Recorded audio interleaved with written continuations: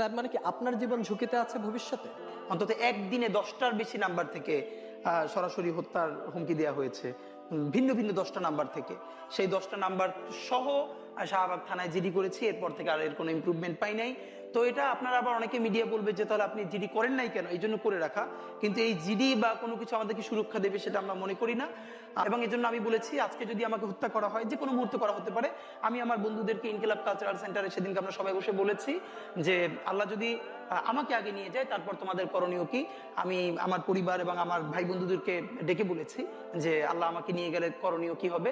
বরং আমি আমার পরিবারকে বলেছি যে আমার সন্তানের এখন বয়স 7 মাস, আল্লাহ আমাকে নিয়ে গেলে ওকে যেন ওভাবে প্রস্তুত করা হয় যে এই দখলদারিত্বের বিরুদ্ধে লড়তে হবে।